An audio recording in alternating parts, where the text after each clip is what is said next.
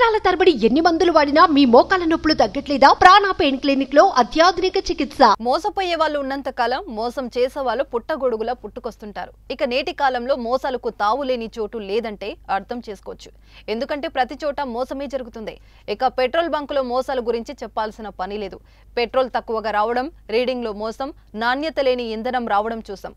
కానీ తాజాగా పెట్రోల్ కు బదులు నీళ్లు వచ్చాయి.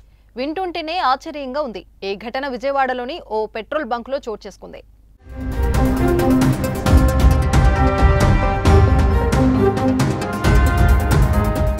అజయ్ సింగ్ నగర్ లో ఉన్న ఓ పెట్రోల్ బంకులో పెట్రోల్ కొట్టిద్దామని వెళ్లిన వాహనదారుడికి చేదు అనుభవం ఎదురైంది.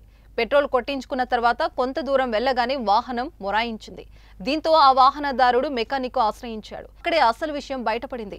పెట్రోల్లో నీళ్లు కలిసిన విషయాన్ని మెకానిక్ గుర్తించాడు. వాహనదారుడు ఆ పెట్రోల్ బంకుపై ఆగ్రహం వ్యక్తం చేశాడు. పెట్రోల్ బంకు ఎదుట ఆందోళన చేపట్టారు. అయితే దీనిపై పెట్రోల్ బంకు యాజమాన్యం స్పందించి వర్షపు నీరు భూగర్భంలోని పెట్రోల్ ట్యాంకులో కలవడం వల్లే ఇలా జరిగిందని వివరణ ఇచ్చింది. నీళ్లు కలిసిన పెట్రోల్ కొట్టించుకున్న వినియోగదారులకు మళ్లీ పెట్రోల్ కొట్టిస్తామని, నీళ్లు కలవడం వల్ల పాడైన వాహనాలకు రిపేర్లు కూడా చేయిస్తామని ఆ పెట్రోల్ బంకు యాజమాన్యం హామీ ఇవ్వడంతో వాహనదారులు శాంతించారు.